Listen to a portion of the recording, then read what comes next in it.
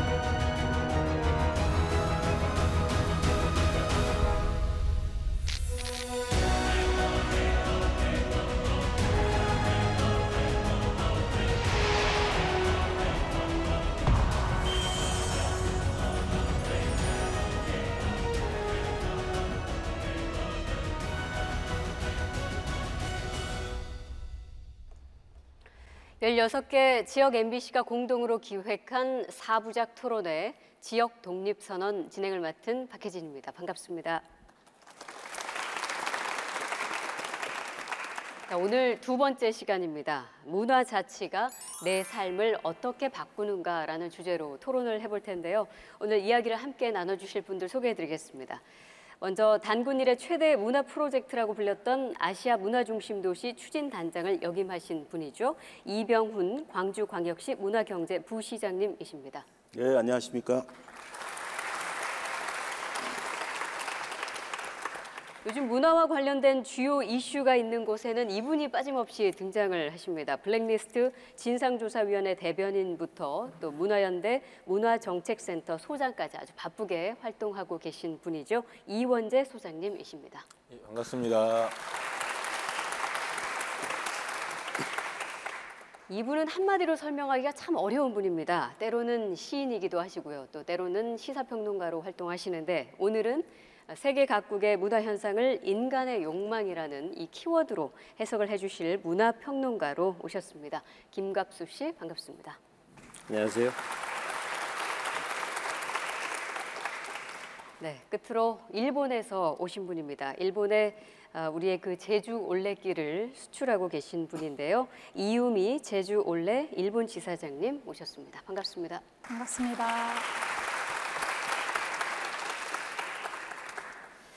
자, 오프닝 영상을 함께 보셨는데 뭐 조금 요약을 해보자면 문화에 대한 만족도가 낮은 사람일수록 공동체에 대한 신뢰도 떨어지고 결국은 그렇게 행복하지 못하다. 이렇게 얘기를 드릴 수 있을 것 같습니다. 이제 그렇다고 한다면 사실 이제 전 지역의 문화 지수랄까요? 그런 게 좀 동등했으면 좋겠는데 보셨지만 수도권과 지방의 문화 지수 차이가 무려 3배 정도나 차이가 난다고 하니까 정말 고민을 좀 해야 되는 그런 지점이죠.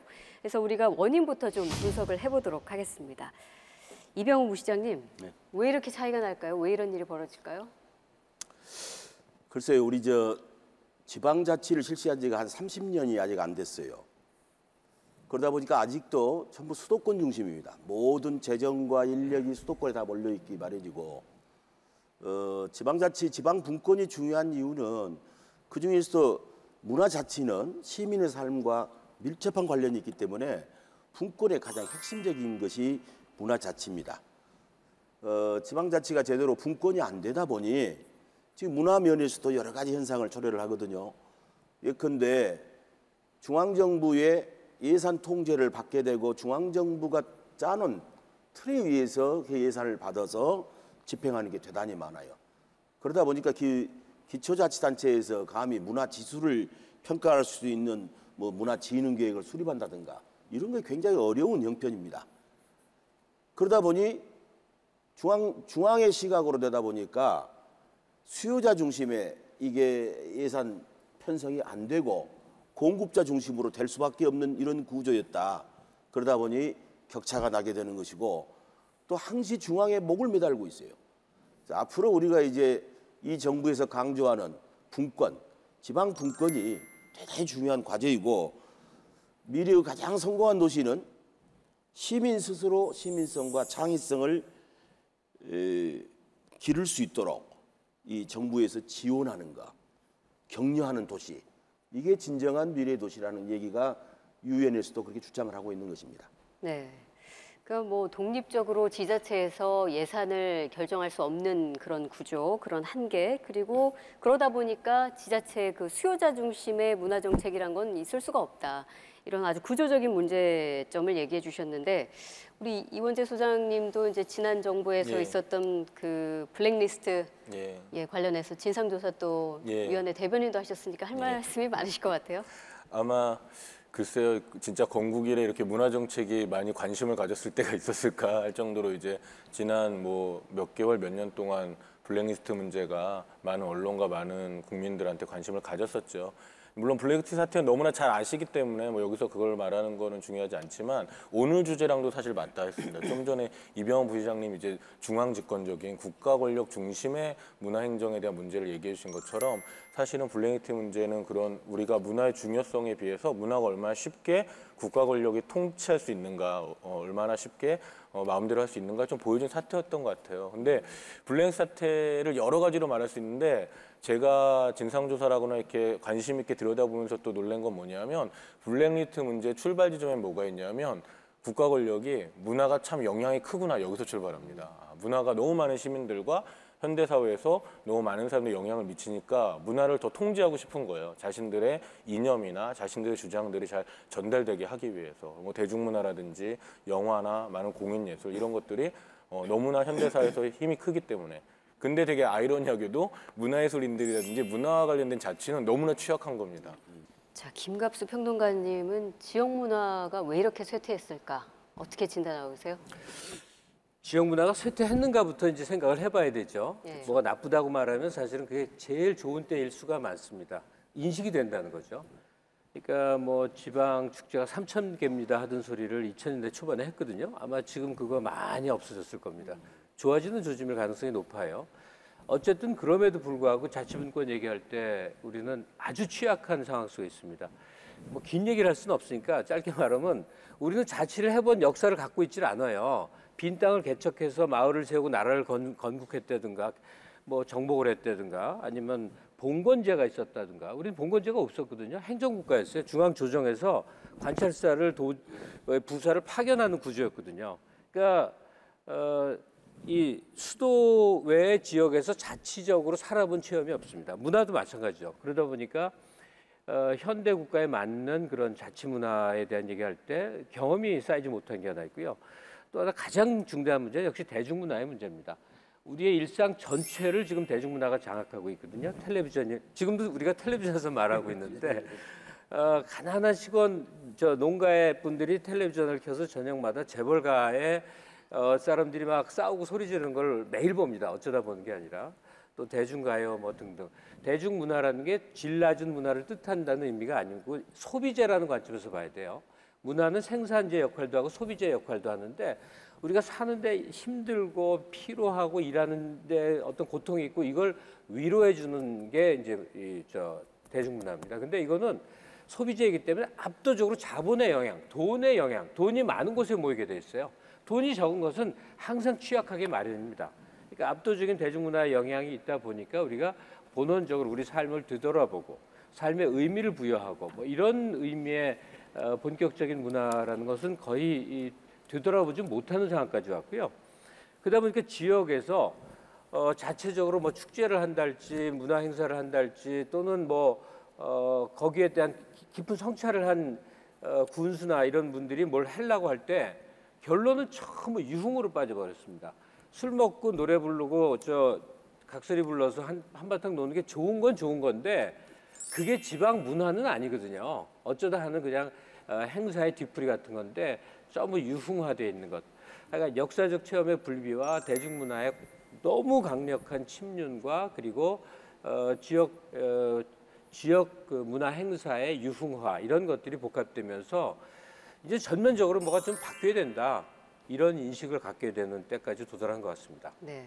이효미 지사장님도 평소에 이런 고민을 좀 해보셨습니까?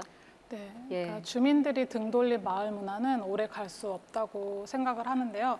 일본이 축제의 나라라고 불리잖아요. 그래서 굉장히 많은 그런 마쓰리라고 하는 축제가 있는데 대략 한 일본에 30만 개 정도 있다고 이렇게 알려지고 있어요. 그래서 1000년 이상 내려온 그런 그러니까 축제 같은 것도 있어서 각기 그런 다른 정체성을 가지고 축제가 좀 이루어지는 걸 보면 약간 부럽다는 생각이 조금 들기도 하는데요.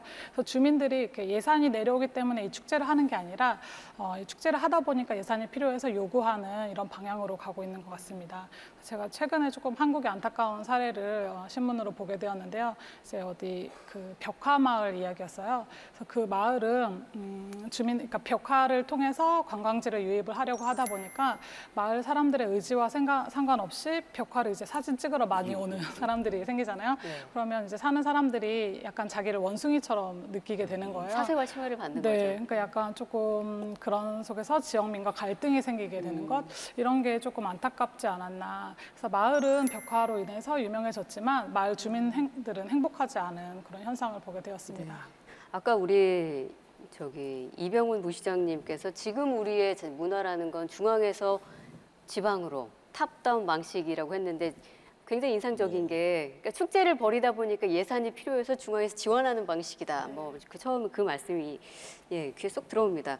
근데 사실 이런 문화 재생 뭐 프로그램, 사업 이런 축제들 어떻게 보면은 서구의 그런 선진국 성공 사례를 벤치마킹해서 우리도 만들었던 거 아닌가요? 예, 그렇죠. 근데 요즘에 이제 또 우리 사회에서도 실패 사례가 더 중요하다 이런 얘기할 정도로 우리가 너무 성공 사례 눈에는 확 들어오는데 사람 사는 거랑 같은 것 같습니다. 우리가 누가 이렇게 성공했다고 할 때 뭐 성공의 가치도 전화까지 김갑수 선생님 말씀이 되게 중요하다고 생각하는데 지역 문화가 쇠퇴냐 이것도 어느 관점으로 보냐에 따라서 사실 다른 거잖아요. 그렇죠. 그래서 그 과정을 보지 않죠. 우리가 해외 사례라고 봤던 축제들이나 이런 프로그램들은 짧게는 수년, 길게는 수십 년, 수백 년 된 프로그램들이거든요. 근데 우리 또 엄청 급하잖아요. 이 3년 안에 이 지자체장이나 저 대통령 임기 안에 다 사업을 해야 되기 때문에 길면 5년, 뭐 심지어 3년 안에 해야 돼. 이런 이제 시간에 대한 개념 자체가 다른 것 같아요. 문화라는 건 사실 오랜 시간과 관계와 과정이 필요한 건데 성공만 보게 되고 그러다 보니까 결국 그 성공은 굉장히 쉬운 숫자로만 판단할 수 있는 게 익숙해진 것 같아요. 그래서 어떤 숫자로 판단하는 게 눈에 잘 들어오고 그리고 이제 축제도 마찬가지로 몇 명이 왔냐, 관광객 몇 명 왔냐. 근데 그러다 보니까 말씀해 주신 것처럼 성공한 것 같아 보이는데 실제 거기 있는 주민들이나 거기에 참여했던 사람들은 행복하지 않은 거죠. 네. 네. 그렇다고 해서 우리가 너무 자학하는 프로가 안 됐어요. 물론이죠. 예. 왜냐하면 제 경험을 보니까 처음엔 다 그렇게 어설픕니다. 네. 지방자치 처음 시작하니까 그 예산 들여갖고 전국 모든 곳에 조각공원이 생기고 야외 조각 전시물이 똑같은 게 다 있고 그랬어요. 지금 안 그렇거든요. 지역 문화 축제 같은 것들의 상투성 또 유사성 그리고 그 제가 표현하는 그 유흥으로 흘러버리는 것 이런 것들도 우리가 자꾸 이런 얘기를 하면서 아마도 좋은 쪽으로 이렇게 바뀌어갈 것 같은 조짐이 많이 느껴집니다. 네. 두 분이서 밑에서 얘기하고 오신 건 아니시죠? 짠거 없어요. 그래요. 이 프로그램은 결코 우리가 이 지방자치, 그중에서도 문화자치를 왜 이렇게 잘못해왔는가 자학하자는 프로그램이 아닙니다.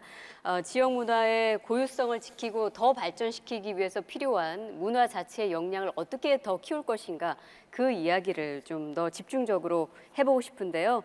그 전에 이야기의 포문을 열어줄 영상을 먼저 보시고 이야기 이어가겠습니다. 지중해 햇살이 따사로운 프랑스 남부의 항구 도시 마르세유. 30여 년 전 이곳은 버려진 땅이었다. 200년 넘게 이곳 경제의 가장 큰 버팀목이었던 대규모 담배 공장이 제조업의 위기를 견디지 못해 그만 문을 닫고 말았다. 도시엔 수많은 실업자가 남겨졌고 공장은 흉물로 변해갔다. 그런데 그 공장이 다시 살아 움직이고 있다.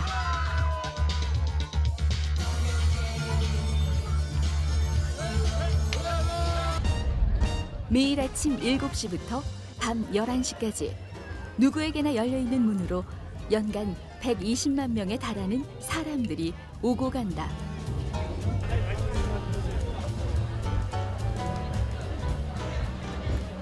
Qui arrivait, qui a envahi totalement ce lieu, qui était une friche industrielle qui ressemblait à rien du tout. Et d'un seul coup, ce lieu a été ouvert vers les gens, vers la ville, vers tout le monde, avec des choses gratuites partout, tout le temps. Comme ici, par exemple, où là c'est gratuit, tout le monde peut venir avec les enfants, etc. Ça n'existait pas avant. Le seul endroit où on pouvait aller avec des enfants voir des concerts, il n'y en avait pas à Marseille. Ici, maintenant, c'est possible grâce à ce lieu. Et comme vous voyez, on est sous le ciel, il fait beau, on est tous en t-shirt, tout le monde sourit. Et donc, d'un seul coup, c'est génial. 버려진 공장에 가난한 예술가들이 스며들기 시작한 뒤부터였다. 음악과 미술, 각종 퍼포먼스 작가들이 이곳을 작업 공간이자 전시 공간으로 활용했고 헤어는 이 도시의 가장 거대한 창작 공간이 됐다. 이제 이곳에선 매년 600회 이상의 문화 행사가 펼쳐지고 180개국의 국제 교류 프로젝트가 진행된다.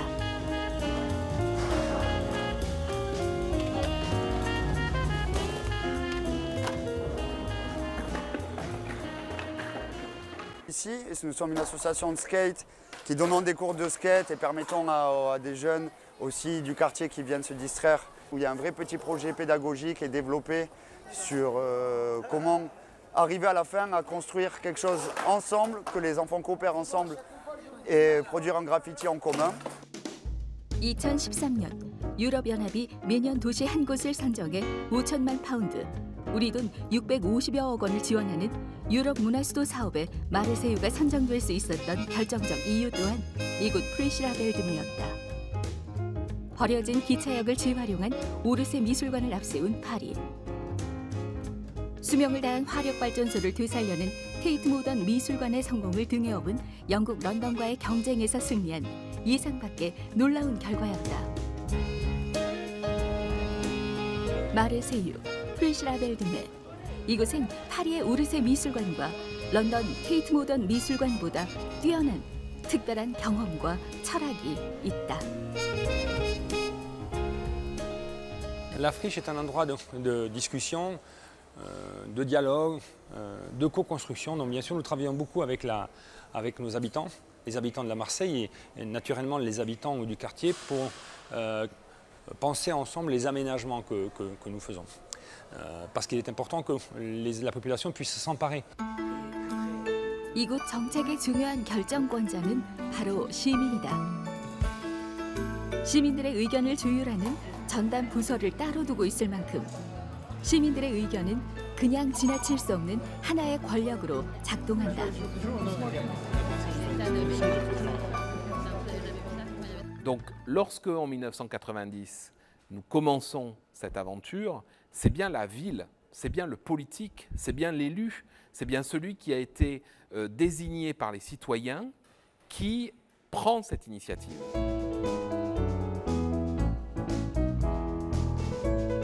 프리쉬 라벨드메의 전체 운영비 중 70%는 공공기관의 지원금이다. 하지만 그 지원금을 어디에 쓰고 어떻게 쓸지를 판단하는 최종 결정권자는 정부가 아닌 시민과 예술가들이다. 이 낯선 권력은 어떻게 뿌리 내렸고 30년 동안 흔들리지 않은 것일까?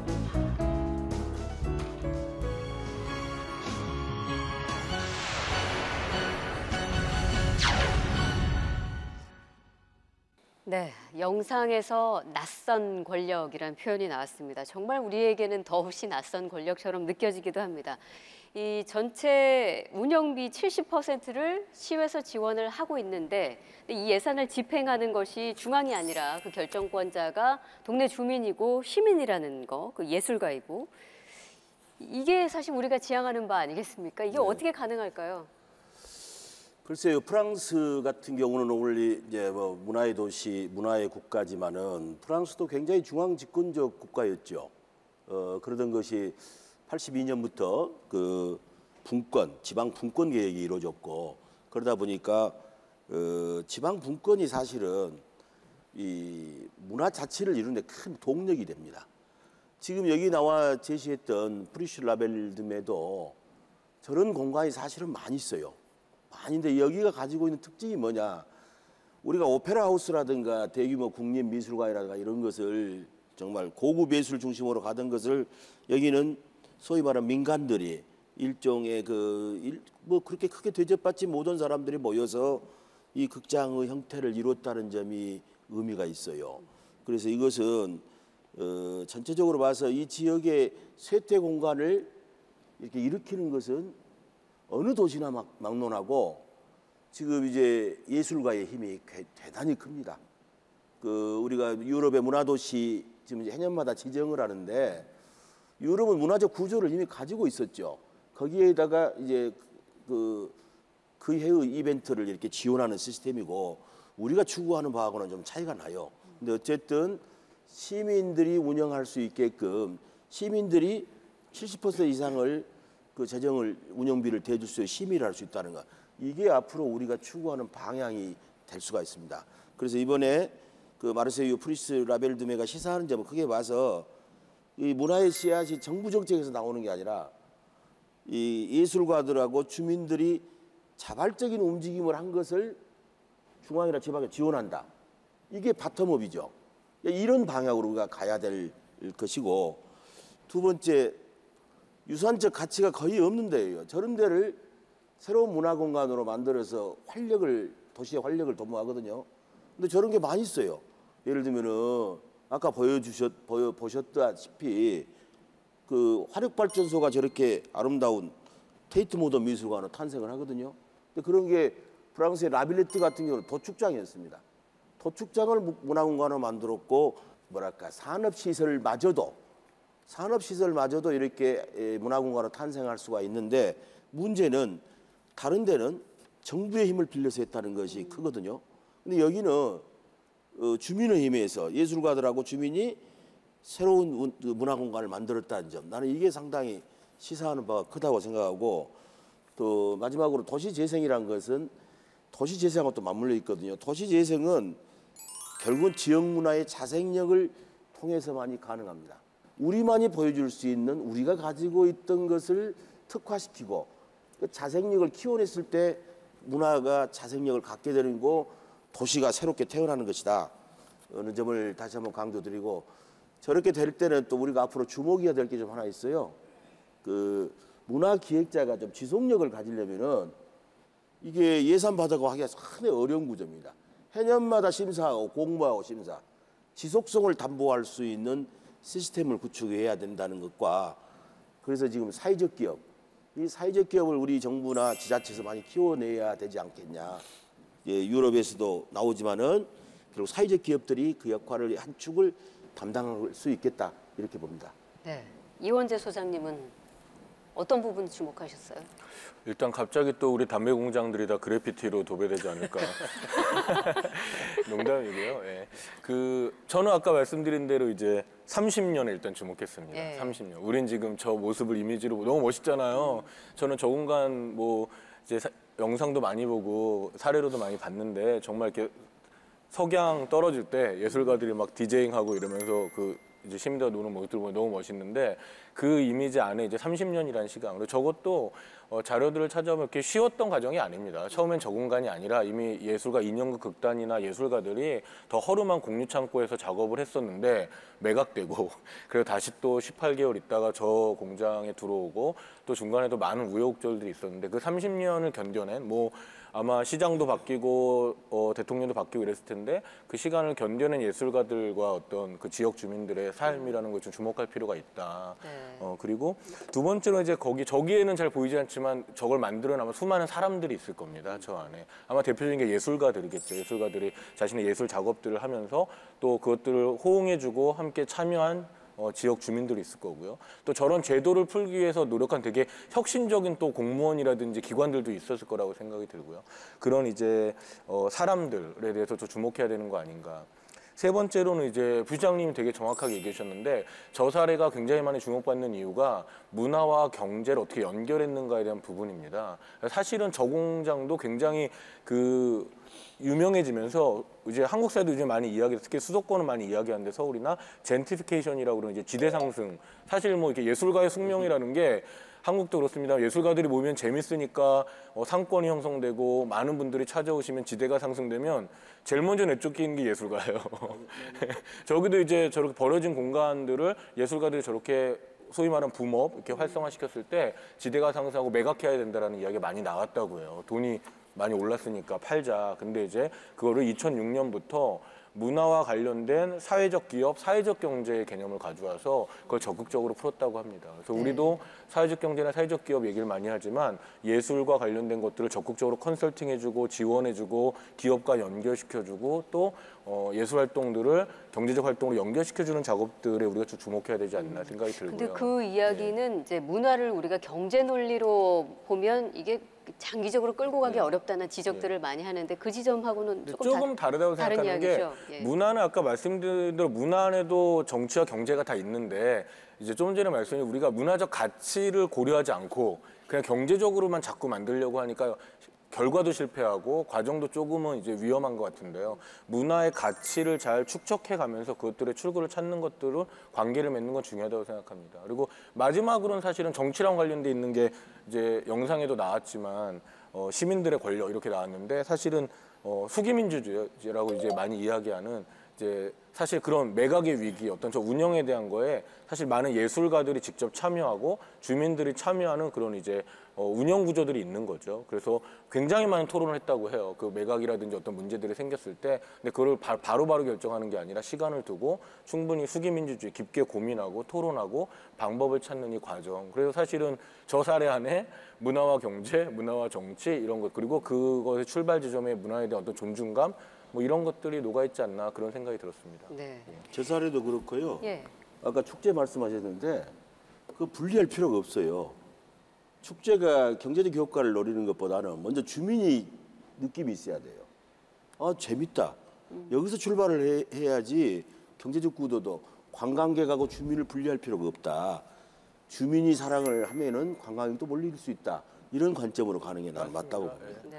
그리고 주민들이 그냥 이용자가 아닌 것 같아요. 주민들이 진짜 거기다 주체자가 되는 거죠. 참여하는 거예요. 아니 근데 주민이 어떤 그 축제를 해서 즐기는 게 관광객이 와서 보는 게 맞는 거지. 물론이죠. 예. 관광객을 맞습니다. 유치하기 위한 맞아요. 축제를 한다니까. 예. 그래, 맞아요. 이건 뭐가 잘못된 거예요, 이거는. 그러니까 아까 그 원숭이 같은 기분이 든다는 게 예. 실거주자들이 실제로 삶이 거기에 있는데 관광객들이 자신들을 보는 시선이 그렇기 네. 때문에 오히려 불편해서 거기를 떠난다는 거 그렇죠. 아닙니까? 네. 주민이 우선이에요. 예. 예. 근데 이제 그 지금 여기 조금 전에 소개해드렸던 곳도 유럽 문화 수도로 선정이 된 지역이라고 하는데 뭐 영국 리버풀 같은 곳도 유럽 문화 도시로 선정이 됐는데 그 사업 이후에 오히려 더 문화가 발전할 수 있는 토대가 마련됐을 것 같은 생각이 드는데 그 이후에 갈등이 좀 더 커졌다. 그 부분은 좀 어떻게 봐야 될까요? 우선 서론부터 얘기하면 그 과거의 재개발, 재건축 이 단어가 굉장히 많이 익숙할 겁니다. 이제 이 말 쓰는 사람은 옛날 사람이라는 의미입니다. 그 말은 누구도 쓰지 않고 도시 재활, 또 도시 재생, 리제너레이션 이런 의미로 말을 씁니다. 그거는 때려 부수고 새로 짓자 이런 게 아니라 있는 것들을 적절히 재활용하면서 각종 시설들이 이제 어떻게 연계를 맺는다 하는 그 관점에서 사실은 그게 지금 제일 왕성한 데가 서울입니다, 서울. 그런 식의 이제 움직임들이 있는데 리버풀 사례는 이제 이 흥망성쇠 때문에 그렇습니다. 영국에 런던이라는 수도가 있고 그다음 맨체스터라는 공업 도시와 리버풀이라는 항만 도시가 이 3대 대도시를 이루고 있었대요. 그 중에서도 리버풀은 이 영국이 이제 이 대항해 시대에 엄청 부를 축적하고 이 항해를 통해서 뭐를 많이 해서 그런지 굉장히 잘 사는 도시였고 거기서 뭐 비틀즈도 60년대 초에 나오고 그러죠. 그런 데가 60년대 중반부터 주요 산업이 힘을 잃습니다. 점점 사람들은 빠져나가고 특히 조선업이 제일 왕성한 데인데 안 되는 거예요. 영국 전체가 어려웠지만 특히나 더 어려웠던 거죠. 거기 사는 사람들은 울분과 비탄, 전부 젊은 친구들은 다 실업사태 상황 속에 있으니까 술집에서 술 마시고 서브컬처, 하위 문화라고 보통 부르는데 막 가는 그런 분위기, 범죄도 높고 뭐 별일이 다 많은 거예요. 그래서 리버풀이 꽤 오랜 동안 거의 아수라장 같은 그런 상황이었다는 겁니다. 거기에 대한 이제 반성, 이러면 안 된다 많은 것들을 하는데 사실 경제가 살아나고 옛날 공업도시, 산업도시에 이것만 되면 또 문제는 풀리겠죠. 그건 쉬운 일이 아니지 않습니까? 근데 자체적으로 하여간 도시 재생에 대한 굉장히 많은 활동이 있더군요. 뭐 일일이 요약해서 옮기기는 어려운데 하여튼 리버풀 자체적으로 굉장히 많은 노력을 하니까 드디어 무슨 일이 생깁니다. 2003년 일인데 유럽 문화 중심 도시라고 하는 것을 선정하는 게 있습니다. 유럽 내에 있는 도시 중에 하나를 선정하면 여기 지원금은 상상을 초월하는 금액이 쏠리게 됩니다. 2003년을 기점으로 해서 리버풀은 자 우리도 한번 다시 태어나보자. 그런 관점에 서갖고 무언가를 지금 도시 재생을 시작을 하는데 이 재생의 가장 기본 토대를 돈에서 출발했던 겁니다. 그래서 그 재단에서 돈 들어오고 자체 중앙정부, 시 다 예산 만들고 민자기업까지 들어와서 엄청난 규모의 컨벤션 센터, 상상을 초월하게 독특하게 생긴 무슨 공연장과 또 쇼핑몰과 이런 식으로 해서 쳐다만 봐도 어마어마한 그리고 옛날에 리버풀이 이런 데였나? 깜짝 놀랄 만큼 다른 도시로 변모를 한 거예요. 그러니까 열광하고 좋아하고 뭐 엄청난 사례처럼 얘기를 했어요. 그런데 런던 내지는 유럽의 식자들이 점점 그 내용을 파고 들어갔습니다. 지금도 진행 중인 얘기인데 리버풀 얘기는 굉장히 대단해 보이고 관광객도 오고 뭐가 잘 되는 것 같은데 정작 그 안에 사는 사람들은 뭐냐 하는 얘기에 직면하게 된 거예요. 왜냐하면 이 모든 계획을 그 어떤 기구에서 집행을 했습니다. 이게 전부 공무원들이 모인 기구입니다. 중앙정부, 지자체 이런 데서 모인 기구들이. 그러니까 근사한 일을 많이 한 거죠. 오페라 극장을 하고 파인아트, 순수 회화 전시회를 하고 뭐 등등한데 여기에는 주민 참여가 거의 여지가 없었던 겁니다. 공청회도 하고 뭐 안 한 건 아닌데 기본적으로 이 일의 이 입안과 집행은 주민과 좀 동떨어져 있는 전문가들 또는 공무원들이 일을 집행하면서 이제 점점 회의에 빠지게 됐습니다. 그 사이에 스캔들도 많습니다. 그 전체를 관장한 LCC라고 하는 이름의 이제 문화도시 재생 회사가 리버풀에 있었던 건데 뭐 굉장히 기인을 파격적으로 발탁했나 봐요. 근데 기획만 하다가 다 망가뜨리고 날아가 버리고 뭐 별일이 많았습니다. 제 사례 읽어보니까. 자, 제가 이제 앞쪽에서 얘기를 하자면 어마뻑적한 걸 굉장한 예산을 들여서 단기간에 하는 것은 상대적으로 쉬운 일이다. 그렇게 할 수 있다. 근데 그렇게 한다 해서 거기 사는 사람들이 과연 행복하고 지속성이 있으며 계속해서 살아나갈 공간인데 그게 과연 온당한 일이냐에 대해서는 이제 모든 지자체가 생각을 해야 됩니다. 불과 20-30년 전만 해도요. 모든 지방의 어르신들은 똑같은 말을 했어요. 우리 지역은 발전이 없어. 발전이 없어. 이 발전이라는 말이 담고 있는 건 건물을 얘기해요. 이게 없다는 얘기예요. 근데 그 건물이 많이 들어서서 좋지 않다는 인식에는 현재 도달한 것 같습니다. 이제 다른 한 발 더 나간 차원의 얘기인데 이게 바로 주민들의 행복, 주민들의 자결, 주민들의 판단과 필요에 의해서 무엇이든 이루어져가는 그 구조의 마련. 문화 영역에서는 그게 특히나 더 이제 기묘하다 하는 얘기죠. 네, 뭐 보자면 문화 발전의 성공과 실패를 가르는 아주 중요한 요소, 그 공통점이 있다면 말씀 다 해주셨지만 주민들이 주체가 되어야 한다. 주민들이 의사결정 주체가 되는 이 자치 역량이 필요하다. 이 지점인 것 같습니다.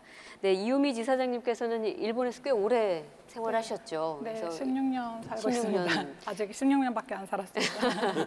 네, 일본에 계시면서 느꼈던 이런 거는 그 자치분권 혹은 문화자치가 꽤 잘 이루어지고 있다. 혹은 이것은 조금 시도를 했지만 좀 실패 사례인 것 같지만 교훈을 얻을 수 있다. 뭐 그런 예가 있을까요? 네, 일단은 지금 일본에서 굉장히 인기 있는 게 캐릭터를 가지고 그 지역을 홍보하는 거거든요. 그래서 유류캬라라고 해가지고 이제 보시면 키티짱이나 뭐 피카츄나 이런 캐릭터가 일본은 굉장히 많잖아요. 예. 이런 거를 각 지역마다 다 만드는 거예요. 그래서 큐슈 구마모토 현에 가면 구마몽이라고 하는 곰이 이제 구마모토를 대신을 해서 홍보를 하는데요. 이 캐릭터를 무상으로 사용을 할 수 있도록 이제 전면적으로 풀었습니다. 이거는 조건이 있는데요. 하나는 그 구마모토 현에 본사를 두고 있는지, 또 하나는 구마모토 현의 재료를 가지고 어떤 물건을 만드는지, 이거에 관해서는 무상으로 사용을 할 수 있도록 했는데, 그래서 이제 작년 같은 경우 1조 원 정도의 매출을 올렸어요. 굉장히 성공 사례로 나와 있고, 지역 주민이 이제 참여를 한다는 게 좀 중요한 요소인 것 같고요. 또 이제 실패 사례로 말씀드리면, 조금 전 얘기인데요.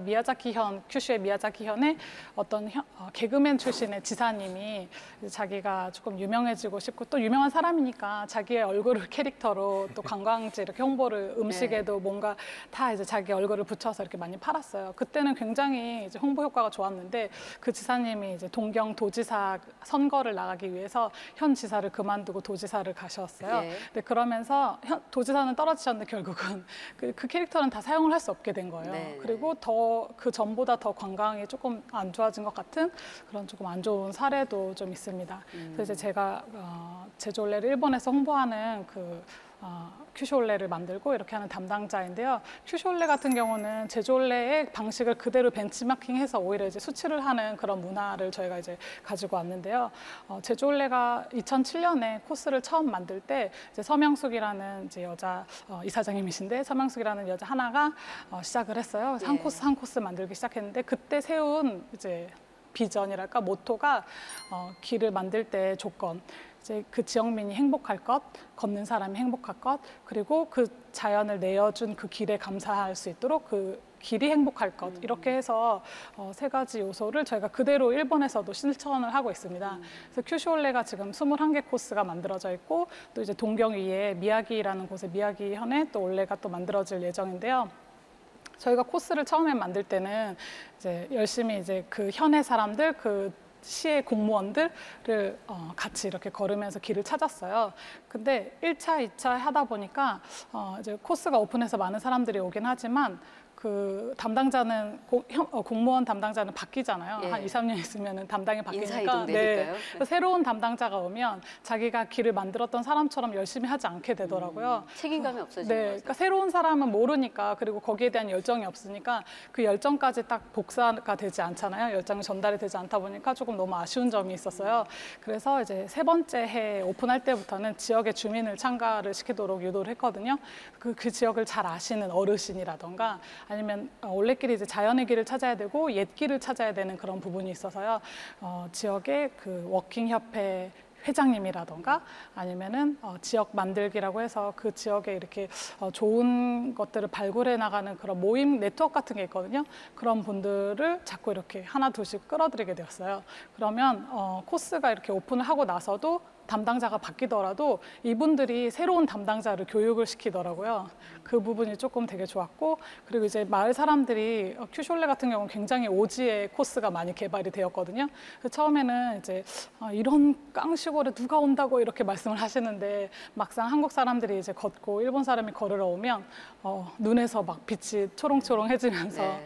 우리 마을에 이런 많은 사람들이 온다고 기뻐하시고 해서 이제 저희는 지역민이 먼저 나서고 행정에 조금 도와줄 수 있도록 점점 이런 구조로 가려고 하는 중입니다. 예. 일본에서 그러면 올레라는 표현을 써요? 네, 오르레라고 해요. 오르레. 그러니까 기존에는 그 올레가 오르레. 없었던 거잖아요. 네. 예. 아니, 네. 제주도 말인데 당연히 네, 일본에 그렇죠. 없는 네, 말이지. 그래서 올레를 설명할 때 반드시 이제 제주 올레 설명을 하는 거죠. 그러면서 이제 일본 사람들도 그럼 우리 본고장인 제주 올레를 오르레 본고장인 제주 올레 가보자 이렇게 해서 예. 일본 사람들도 조금씩 늘어가고 있습니다. 교류도 될 수 있는 네. 지점이고요. 근데 그 문화 발전에 있어서 그 성공의 성패가 자치 역량이라고 하는데 이 자치 역량도 사실 함정이 좀 있어요.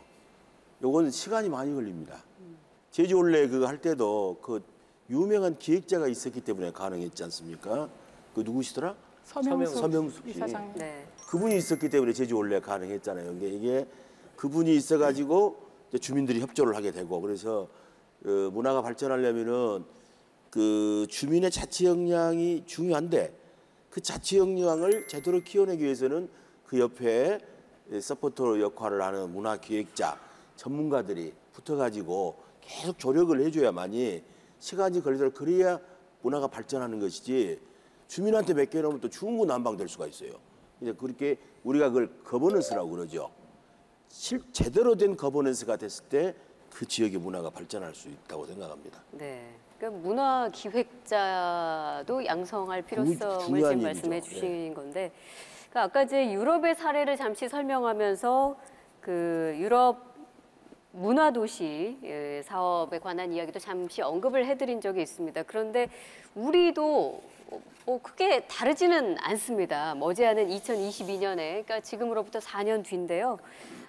우리나라에 무려 30개의 문화도시가 새롭게 탄생할 예정이라고 합니다. 그 내용 먼저 화면으로 보겠습니다. 올봄 대한민국에서 또 한 번의 치열한 경쟁이 시작됐다. 불을 당긴 건 문화체육관광부였다. 내년부터 매년 5개에서 10개의 문화도시를 지정해 2022년까지 총 30개의 새로운 문화도시를 육성한다는 발표 이후 전국이 술렁이기 시작했다. 무엇보다 지원 규모가 파격적이었다. 문화도시로 지정된 이후 5년 동안 지원받는 금액은 최대 200억 원에 달한다. 도전장이 쏟아져 나왔다. 도종환 문화체육부 장관은 현 정부의 새로운 문화 비전을 발표하기에 앞서 사과의 말을 먼저 꺼냈다. 정부를 대표해서 진심으로 사과드립니다. 문재인 정부는 국가폭력인 블랙리스트 사태에 대해 깊이 성찰하고 위원회에서 권고한 제도 개선안을 이행할 수 있도록 최선을 다하겠습니다. 위에서 아래로 줄을 세우는 과거의 권력 구조를 청산하겠다는 약속이었다. 누구나 자유롭게 자신을 표현할 수 있는 환경에서만 실현할 수 있습니다. 다시는 이러한 불행한 사태가 재발하지 않도록 철저한 제도적 장치를 마련해 나갈 것이며 그 구체적인 내용은 새로운 문화 비전과 예술 정책에 담았습니다. 최초로 민간이 주도의 내용을 채우고 정부가 지원하면서 완성한 정책 비전입니다. 탈권위의 원칙과 철학 아래 탄생하게 될 30개의 문화도시.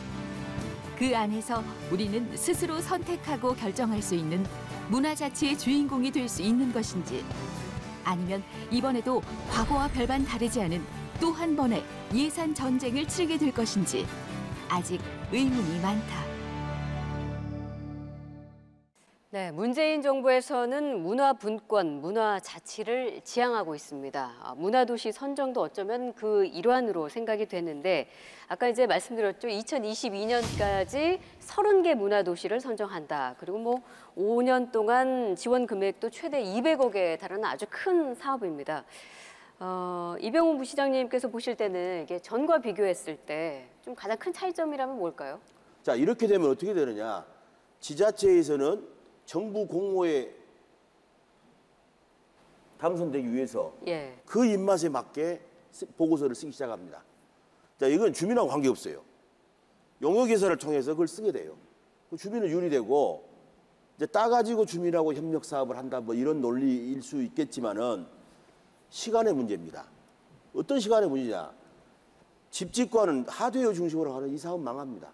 근데 지금 건설교통부에서 지금 주관이 되고 있는 도시재생 사업이 굉장히 위험한 것이 우리 이 소프트웨어에 대한 충분한 주민이 중심이 도시재생이요 마찬가지입니다. 주민이 중심이 되고 행정이 지원하는 시스템이에요. 주민이 안 되면 절대 이 사업은 실패하게 돼 있습니다. 그러면 시간이 걸리는 거죠. 왜냐? 주민들이 서로 견해가 달리고 하는데 전문가들이 도와주고 해서 우리 동네를 이렇게 키우자. 이렇게 됐을 때 우리 것이 되는 거예요. 그러면 이제 적극적으로 참여해서 우리 동네를 만드는데 하다가 대충 하다가 말아버려. 우리 거 아닙니다. 그러니까 이제 뭐냐면은 각 지자체는 도시재생 선도지역 뭐 5개 분류가 있어요. 이걸 따기 위해서 혈안이 돼서 따기만 해서 돈은 소진했어. 그럼 지역에 남는 게 뭐 있냐? 굉장히 불안한 사업이다. 이건 시간이 걸리더라도 먼저 정말 우리나라 급합니다. 인문학적 분석이 먼저 돼야 돼요. 선행조사를 주민들이랑 전문가하고 철저히 한 다음에 공모에 응할 수 있는 시간이 없습니다, 우리가. 도시재생도 굉장히 불안하게 보이고 여기 이제 앞으로 문화도시 한다, 이것도 마찬가지로 되지 않을까 하는 우려가 있어요. 철저하게 지역에 대한 분석을 인문학적 분석이 먼저 돼야지. 그런 브레인스토밍을 전제로 해서 그러면 우리는 무엇을 하자. 그 무엇을 하기 위해서 무슨 건물이 필요하다는 건물이 필요한 건 제일 마지막에 해야 됩니다. 근데 우리는 뭐냐? 짓고 보자야. 수백억을 가다가 지어놓고 테이프 커팅하고 지자체 장들은 내가 업적이다. 나중에 가면요. 짓고 나서 1년에 몇 명 왔느냐. 이런 조사를 해보면은 하품 나옵니다. 전국이 마찬가지예요. 그래서 이런 룰을 지금 뭐가 달라졌냐 이것을 저는 본 것이 아니라 뭐 어쨌든 정부는 그 주민들 민간의 뜻을 담아서 정부가 지원하겠다는 그것은 좋아요. 근데 그걸 어떤 식으로 구체화시켜서 예산 구조나 정책 방향을 잡을지 우리가 그걸 지켜봐야 되고 그 5년간 200억을 지원하는데 혈안이 돼갖고 전국 지자체가 그냥 그거 공모사업 다른 데 급급하지 않도록 그런 시스템이 보완됐으면 하는 바람입니다. 굉장히 아쉬운 건 이 과정이 없었다. 이게 결국 지역 문화라든지 문화도시가 지역에 대한 도시에 대한 거라면 과정 자체에 충분한 토론과 협의가 있었어야 되는 거 아닌가. 근데 그게 행정적인 절차 협의를 따지는 게 아니라 정말 그걸 구현할 수 있는, 그러면 정말 어떤 지원이 필요하고, 예를 들면 이번에 문화도시도 30개의 유형이 있습니다. 뭐 역사 전통형, 예술 중심형, 뭐 문화산업 중심형, 사회문화, 지역자원 이런 게 있는데 이 유형을 중앙정부가 정하는 게 아니라 말씀해 주신 것처럼 뭐 조사도 조사지만 그 안에 주민들과 지역의 전문가들이나 어떤 지역의 지방행정들이 더 많은 권한을 가지고 제안해 주는 과정들을, 이거 요즘에 이제 경과형이라고 말하는데 과정 자체를 지원하는 거죠. 그거를 조사하거나 연구하거나 토론하거나 그래서 그런 아이디어가 나온 것들을 그래서 그런 것들이 계속 단계적으로 지원해줘서 그게 자연스럽게 계속적으로 이제 진행이 되는 도시들은 어떤 문화도시가 되는 이런 좀 경과형이었으면 좋지 않을까. 근데 여전히 좀 아직도 정부는 이제 탑다운식의 중앙정부가 주도하는 방식의 이제 사업에 익숙하다라는 부분에 좀 반성이 필요한 것 같고요. 네. 선우가 좀 바뀐 거 아니냐 이런 말씀해 주셨는데 우리 평론가님은 어떻게 하세요? 우선 도정환 장관이 이런 제안을 했고 지금 지적할 만한 거는 다 지적할 만한데 제가 생각하는 핵심적인 문제는 뭐냐면요. 공무원들이 어떻게 하면 일할 수 있는 조건이 만들어지냐 하는 거예요. 이게 뭐냐면 내가 어떤 지역에 지금 주민센터에서 일하는 공무원인데 동네 주민들에게 뭘 나눠줘야 될 일이 있어요. 내가 자의적으로 판단하면 큰일 납니다. 큰일 날 거예요. 근데 자의적으로 판단할 수 있어야 돼요. 이 사람은 줄만 해서 주고 저 사람은 똑같아 보이지만 안 줘도 되고 이런 식의 현장을 아는 사람들의 판단이 존중돼야 되는데 그게 부패하고 뇌물 먹고 뒷돈거래하고 이런 역사 때문에 공무원들을 엄격히 통제를 해요. 뭐 지나간 사례니까 얘기하겠는데 제가 친하게 지냈던 식물학과 교수가 천안시에 가로수 심사를 맡았는데 그 양반이 오케이 했던 게 빠꾸가 아니죠, 뭐죠? 퇴짜를 맞았는데 네. 퇴짜 맞은 이유가 가로수로 도입한 나무의 키가 다르다는 거예요. 아니 식물은 키가 달라야지. 그러니까 획일적인 키를 가진 가로수로 공무원들은 가로수가 똑같이 했다고 생각한 거예요. 왜냐하면 그래야 결제를 받거든. 그러니까 지금 이 문화 사업이 현장에서 이루어질 때 아마도 제 친구의 친구가 저 서울에 가면 수색동이라고 있죠. 거기 이 다 허물어져가는 집이 여러 해째 방치되니까 맷집의 벽을 이용해 갖고 슬라이드로 지나간 영화를 보여주는데 동네 정말 할아버지 할머니 애들 다 모여서 그거 봐요, 일주일에 한 번씩. 그런 거 정말 예산 주고 싶거든요. 근데 아무 명목이 없는 거예요. 근데 그 구역에 공무원이 야 이거는 지원해 줄만 해. 500만 원 한 달에 주겠어. 그러니까 이 현장에서 판단하는 사람들의 판단이 존중되고 대신 나중에 감사를 철저히 하는 이 구조로 가면 지금 말한 약간 촌스러워 보이는 도정환 장관의 문화도시 뭐 2030 30개를 문화도시 선정해 해라고 해서 너무너무 안쓰러워 하시는데 촌스럽다고 그러는데 그 성과 낼 수 있어요. 그래도. 왜냐하면 어떤 곳에든 사람 모여서 하는 곳이면 뭔가 하고 싶어하는 꿈틀대는 움직임이 있거든요. 거기에 지원을 해준다 이거예요. 자, 문화 자치와 문화 분권 이것이 이 땅에 제대로 뿌리 내리게 하려면 그러면 우리는 구체적으로 어떤 준비를 해야 할까요? 그리고 이 문화 자치와 문화 분권을 이야기할 때 찬성하는 측도 있지만 또 반대하는 목소리도 있을 수 있습니다. 그렇다면 또 그들은 또 어떻게 설득해서 함께 갈 수 있는 것인지 이 문제에 관한 화두를 제시해 주실 분이 기다리고 계십니다. 최형식 담양 군수님 박수로 맞아주시기 바랍니다.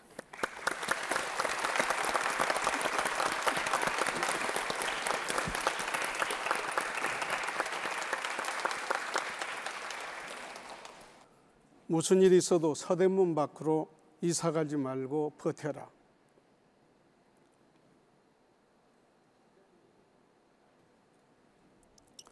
멀리 서울을 벗어나는 순간 기회는 사라지며 재기하기 어렵다. 타산 정약용 선생의 유언입니다. 그런데 그가 죽은 지 200년이 흐른 지금 아직도 대한민국에서는 영 틀린 말은 아닌 것 같습니다. 아니 어쩌면 시간이 흐를수록 더 힘 있는 말이 됐는지도 모르겠습니다. 가장 선호하는 것은 중앙이요 버금이 서울이다. 한 신문기자가 쓴 책에서 지방의 각종 간판 문구 조사 결과입니다. 오늘날 중앙의 하위 문화로 전락한 지방 문화의 초상 같아서 마음에 아프게 다가온 문장입니다. 유럽의 여러 도시들이 중앙을 뒤따르지 않고 각자의 고유 문화를 발전시켜 그 지역 주민들이 더 행복해졌다는 이야기가 여전히 막연하게 들리실 것입니다. 과연 우리에게도 가능한 미래일까 하는 의심이 쉽게 떨쳐지지 않는 것도 잘 알고 있습니다. 저의 오래된 고민이자 숙제였으니까요. 제가 군정을 맡고 있는 담양은 담양다움을 내세워 많은 성공을 거두고 있습니다. 담양을 상징하는 대나무를 소재로 개최한 담양 세계 대나무 박람회는 관람객 104만 명을 돌파하는 흥행 기록을 세웠습니다. 또한 대나무 축제는 2017년도에 이어서 2018년도에도 문화체육관광부가 선정하는 최우수 축제가 되었습니다. 인구 5만이 사는 작은 도시는 지금 2년 연속 700만 관광객을 유치하는 거대한 문화도시로 성장하고 있습니다. 담양의 고유한 정체성을 지켜낸 덕분이었습니다. 큰 성공을 거두면서도 또 한편으로는 어떤 성공이 어떻게 이런 성공이 언제까지 지속될 수 있을지 어떻게 지속시킬 수 있을지 고민이 깊어졌습니다. 그러던 중 지난해 저 고민을 들어준 1,600명의 사람들이 있었습니다. 주민자치 활성화 조례를 발의한 담양 군민들이었습니다. 대통령 군수는 바뀌어도 결코 흔들리지 않는 담양 문화의 정체성을 지켜줄 진짜 권력이 탄생한 것입니다. 제도적 한계 속에서도 스스로 축제를 열고 마을의 이야기를 발굴하고 교육 공동체를 만든 경험이 있는 분들입니다. 그 힘을 키워 담양 주민 누구나 정책을 만들고 행정을 관리 감독할 수 있는 진정한 자치의 교두보를 세운 거죠. 저는 이 엄청난 변화의 발걸음이 부디 멈추지 않기를 바랍니다. 주민 스스로 선택하고 결정하는 자치라는 것이 우리에게는 아직 제대로 경험하지 못한 미래에서 상상조차 버거운 미래라는 것도 잘 알고 있습니다. 우리와 반대의 목소리를 잠재우지 못해서 결국 주저앉고 마는 이들도 많이 목격했습니다. 그럼에도 이 변화가 끝끝내 성공에 이르러서 문화를 통해 더 행복해지고 더 나은 공동체가 탄생하는 대한민국 또한 꼭 목격하고 싶습니다. 그래서 묻습니다. 우리가 가다 지칠 때 다시 걸음을 재촉하게 만들어줄 희망의 증거는 무엇입니까? 감사합니다.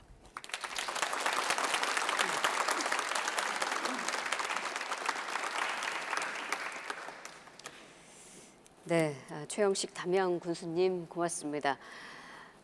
우리가 아직 제대로 경험하지 못해서 상상조차 버겁다. 또 우려와 반대의 목소리를 넘어서지 못해 결국 시도만 했다가 실패하는 사람들도 많이 목격했다. 이 부분은 참 아프게 들립니다. 더불어서 우리 안에 있는 희망의 증거가 무엇이냐라고 마지막 말씀을 맺어주셨는데 그럼에도 우리에게 자치를 할 수 있는 희망 있겠죠? 우리 패널분들은 어떻게 생각하십니까? 하나는 이제 경제 성장 과정, 고도 성장 과정은 이제 위에서 아래로 관주도로 갔잖아요. 근데 민주화운동은 안 그랬어요. 그렇죠. 네, 양대 축이 지금 오늘의 대한민국을 만든 건데 민주화운동 과정에도 물론 조직도 있었고 뭐 여러 가지 있었는지 모르지만 숱하게 이루 헤아릴 수 없는 사람들이 이름 없이 빛도 없이 정말 움직인 거거든요. 그거 다 어떤 목적을 갖고 뭘 하자는 거였어요. 민주정부를 세우자는 거였죠, 결국. 근데 그건 먼저 엄청난 시대적 격변의 산물이긴 합니다만 우리가 언제까지나 이렇게 중진국 수준으로 살 거야. 우리도 이제 진짜 선진국에 하면 인식의 변화가 올 거거든요. 우리는 경제 상승이라는 변화만 크게 경험했지 한국 사람이 내용적으로 달라지는 인식의 큰 혁명적 변화를 아직 체험하지 못한 상태예요. 근데 자치와 함께 그런 일들이 찾아오지 않을까요? 아프리카에서 지금 이 문화 얘기하면은 배부른 소리 돼버리죠. 생존의 문제가 해결이 안 됐기 때문에. 근데 대개 보면은 소득 수준이 10,000불이 넘어가야 그 문화에 대해서 관심을 갖고 그런다는 거 아닙니까? 우리나라가 딱 그때가 95년경이었어요. 그때 지방자치가 공교롭게 95년에 지방자치가 실시가 됐거든요. 지방자치 실시되면서 각 지자체에서 들고 나온 게 문화관광이었습니다. 그래서 97년경에 전국의 광역자치단체가 문화관광국이 생기기 시작해요. 그러면서 축제가 본물이 터져요. 이제 그런 것을 앞으로 예고 과정이 있겠지만은 그래서 이건 상당히 희망이 있다. 우리 소수지 높아간 데다가 우리 국민이 가지고 있는 역동적 에너지가 있기 때문에 이건 뭐 충분히 희망이 있고 그 완결판은 구조를 만드는 완결판은 헌법 개정입니다. 지방 분권에 대한 이 문재인 대통령이 하고자 하는 헌법 개정을 지난번에 국회에서 논의하면서 못 했는데 그 지방자치는요 보충성의 원리라는 게 행정학에서 얘기를 해요. 뭐냐면은 주민의 삶과 직접 관련이 있는 것은 주민이 스스로 자치적으로 결정해야 된다. 그러면 문화자치도 다 그런 맥락이죠. 그러니까 헌법이 존재하는 이유, 법률이 존재하는 이유는 지방자치가 잘 되는 데 있어서 안 되는 것을 국가에서 지원한다. 그게 보충성의 원리입니다. 외교나 국방 이런 것이고 이런 것을 그래서 그 헌법 개정과도 긴밀한 관련이 있으면은 이게 잘 되면 더 빠른 속도로 갈 수도 있겠다라는 생각입니다. 저는 조금 느린 속도로 갔으면. 느린 속도로? 촘촘하게 갔으면. 예. 그러니까 내가 누군지를 인식하는 것도 사실은 문화적 자각의 하나인데 우리 지금 3만 불 이게 뭐 수치로 환원하는 거 사실 좀 좋지 않은 방식이에요. 그렇지만 그냥 편의상 해보면 실제로는 3만 불 경제 환경 속에 있는데 인식은 한 5, 6천 불대로 있는 경우가 많습니다. 잘 살아야지 이게 인생의 전부인 것. 사실은 거기서 조금 더 잘 살아야 거기서 거기고 내 삶의 전체적인 국면을 생각해야 될 때도 이제 됐는데 우리가 못 살던 시절에 그 습관적 사고가 계속되는 면이 좀 있어요. 자, 이렇게 자치분권이 지역을 변화시킬 원동력이자 아주 주요한 요소라고는 하지만 이제 정작 지역민들에게 여쭤봤을 때 우려나 걱정의 목소리도 있는 것도 사실입니다. 그 걱정을 잠재워줄 우리 안의 경험, 희망, 뭐 이런 이야기들을 좀 이제부터 나눠보고 싶은데요. 이번에는 좀 방청석으로 마이크를 넘겨서 여러분들의 목소리를 직접 들어보고 싶습니다. 자치 관련해서 궁금하신 분들, 혹은 우려, 혹은 희망이 있다. 자, 어떤 분이? 예. 사람들이 얼마나 참여할 것 같은지에 대해서 묻고 싶습니다. 요즘 대한민국 사람들이 워낙 바쁘게 사는데 그러한 공론장이 펼쳐진다 하더라도 얼마나 참여할지 걱정이 됩니다. 그래요. 그러니까 우리가 흔히 말하죠. 먹고 살기 바쁜데 문화, 공동체 살리기 이거 아직 와닿지 않는다. 이런 고민은 그 와닿지 않는다는 건 관심이 또 없어진다는 거기 때문에 참여도가 또 떨어질 것이다. 어떻게 생각하십니까? 어떤 분이 답변을 주실까요? 뭐 해보겠다고 했는데 사람 하나도 안 오고 썰렁한 잔치 열었는데 100명분 음식 준비했는데 3명만 찾아오는 체험들을 합니다. 일생 중에. 그러면 왜 항상 그런 일이 벌어지냐면 대학 축제도요. 요즘은 아이돌 그룹 누가 최고인지 모르겠다. 누가 방탄소년단이 오면 마글마글 모이고 누군지 잘 모를 사람이 오면 안 온다는 게 세태거든요.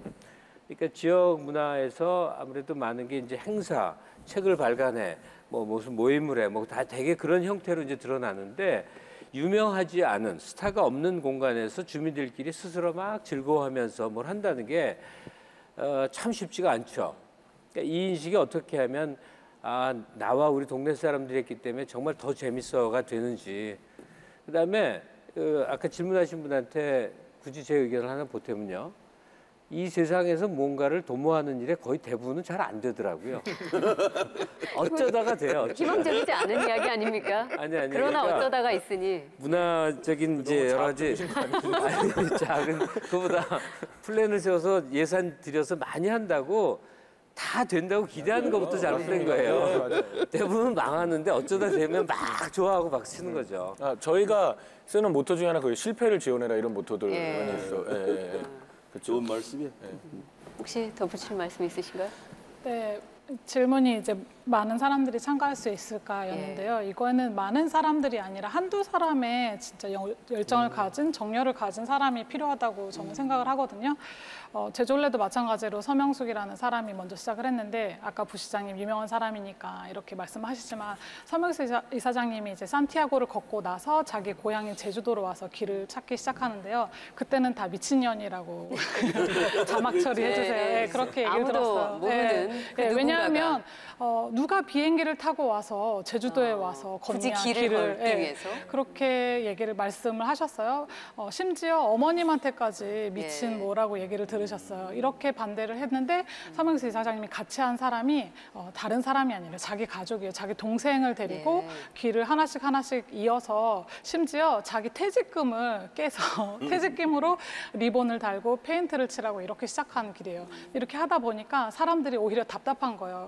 사람들이 걸으러 오는데 왜 다 네가 이렇게 하느냐.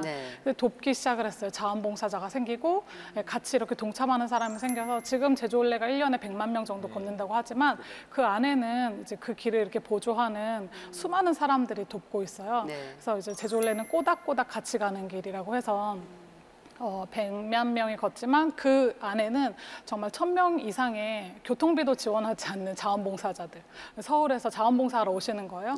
네. 그리고 이제 2000명이 넘는 완주자들. 또 완주자 클럽이라고 만들어서 제주올레를 지원해 주시고요. 또 그다음에는 후원자 이제 개인 후원 한 달에 10,000원씩 이렇게 후원해 주시는 분들이 1,500명. 이렇게 이런 많은 손길들이 모여서 제주올레가 그래도 이제 재정에 그렇게 큰 손을 벌리지 않고 지금까지 이어져 왔다고 생각을 하거든요. 네. 그래서 일본도 지금 마찬가지예요. 이제 서명숙이라는 미친 분이 계셨잖아요. 근데 저도 이제 제가 전에 큐슈 관광추진기구에서 작년까지 근무를 했었는데요. 후쿠오카에서 있었어요. 그때 제가 이제 제주올레를 알게 되어서 큐슈올레를 만들고 싶어요. 이렇게 얘기를 한 게 이제 8년 전이에요. 그때 다 이제 큐슈에 있는 사람들이 저한테 미쳤다고 얘기를 했어요. 누가 비행기를 타고 큐슈까지 와서 똑같은 질문을 한 거죠. 네, 이렇게 했어요. 그런데 제주올레도 마찬가지 지금 26코스 다 걷기 위해서 한 달 정도 체류를 하시는데 예. 큐슈올레도 21코스가 있어서 그렇게 걷고 계시고요. 또 이제 미야기 새로 오픈하는 이제 그 쓰나미의 피해가 있었던 곳이에요. 미야기에도 올레가 생길 예정이고. 이렇게 그 지역에 이제 저 같은 그 미친 사람들이 늘어나서 일본어로 올레 바까, 오르레 바까, 아니면 올레 마이스터, 좀 예. 좋은 표현이죠. 아니면 올레 맨 이렇게 불리는 사람들이 늘어나고 있어요. 그런 사람들이 함께 힘을 합치면 그 주변의 지역 사람들이 또 설득이 되더라고요. 네. 예, 그런 식으로 좀 그 사람이 중심에 있지 않나 그렇게 생각을 합니다. 예. 자, 혹시 또 다른 질문 있으신가요? 예, 그 다양한 사업이나 아니면 정책을 세우면 언제나 이해관계자가 존재하기 마련이고 이런 이해관계자들이 서로 부딪히면서 그 갈등이 생기고 또 어떤 이익 집단이 발생하면 그 정책이나 사업이 제대로 진행되지 않고 오히려 거기에 휘말리는 경우가 생깁니다. 이런 거에 대해서 어떻게 대처할 수 있는지 궁금합니다. 네.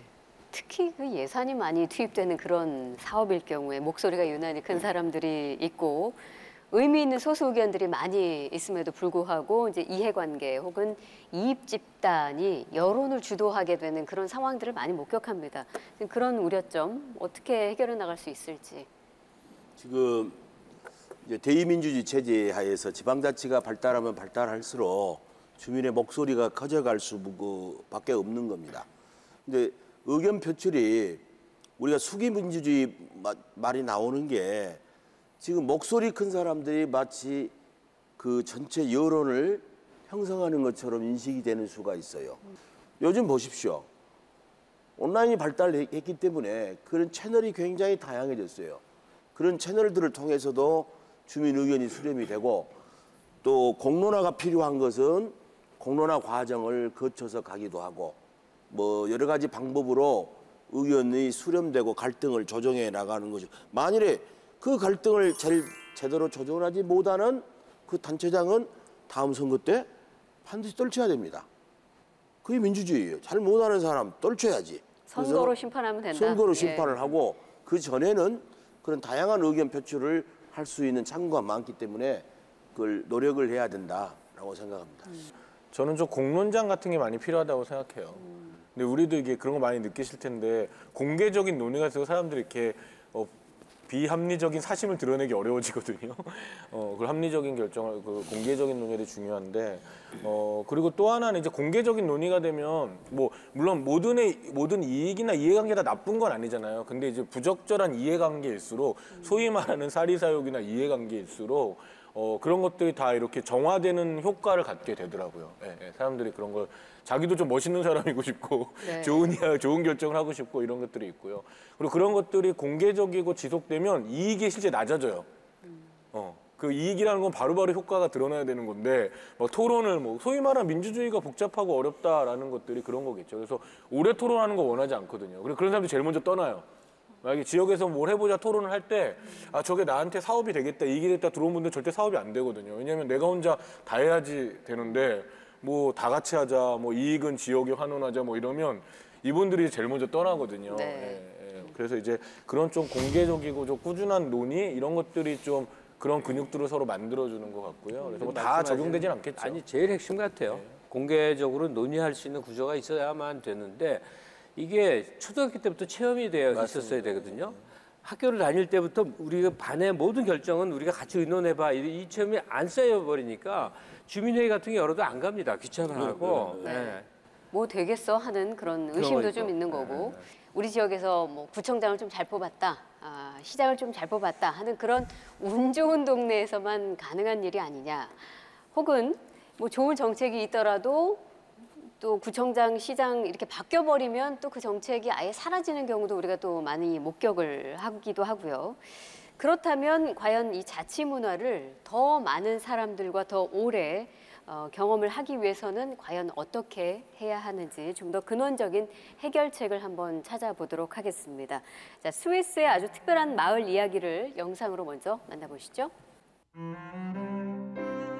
알프스 융프라우로 가는 길목. 인구 만여 명이 채 되지 않는 작은 도시 스위스 인터라켄. 이곳엔 1912년에 문을 연 아주 특별한 공연장이 있다. 1차 세계대전과 2차 세계대전 당시를 제외하고 106년째 단 하나의 연극만을 무대에 올리고 있는 공연장이다. 연극의 주인공은 14세기 스위스 민주화 운동의 불꽃을 틔운 인물 빌헬름 텔이다. 귀족에게 인사를 하지 않았다는 이유로 아들의 머리 위에 놓인 사과를 활로 맞추라는 벌을 받은 빌헬름 텔은 보란듯이 사과를 명중시키고 숨겨둔 화살로 귀족에게 복수를 했다.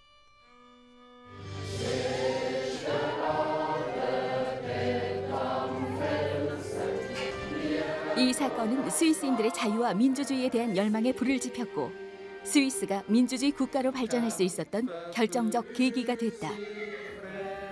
빌헬름 텔 이야기는 이곳 사람들에게 오늘날 또 하나의 특별한 민주주의를 경험하게 하고 있다. Well, I need to say we are not professionals. It's for all of us. It's our hobby. 연극에 출연하는 200여 명의 배우는 모두 이 마을 사람들이다. 100년 넘게 바뀌지 않는 캐스팅 원칙이다. 이 마을에 3대째 살고 있는 미카엘 후른 씨는 아버지의 뒤를 이어 빌헬름 텔 역할을 맡은 주연 배우다. In 1980, my father used to be William Tell, and I was his son in the play. And in 2012, I was asked whether I would play William Tell, and I started in 2012 as William Tell, and since then I'm covering this role. With 1 year's exception, I was playing another role. 1912년 한 고등학교 교사의 아이디어로 시작된 연극은 매년 3만여 명의 관람객을 몰고 오는 이 마을 최고의 문화 콘텐츠다.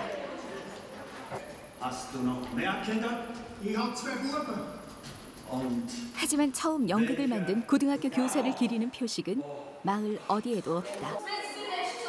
모든 시민이 연극의 주인이라는 전통을 지키기 위해서다.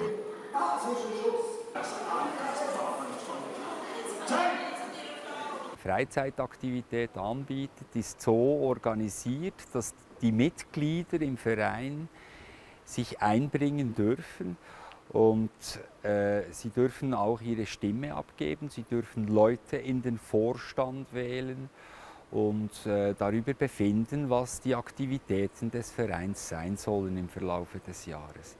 Und deshalb denke ich schon, dass es Parallelen gibt, auch in unserem Verein zur direkten Demokratie der Schweiz. Das ist so, ja. Ich möchte 주연과 조연, 감독과 스텝 모두에게 동등한 한 표가 주어진다. 연극 운영에 관한 모든 원칙은 이곳의 배우들과 스텝, 나아가 마을 주민들 누구나 관여할 수 있다. 다른 사람에게 자신의 권리를 이임하지 않고 스스로 통치하는 직접 민주주의 시스템이다. 100년 넘게 흔들리지 않는 문화 공동체, 과연 우리에게도 가능한 미래일까?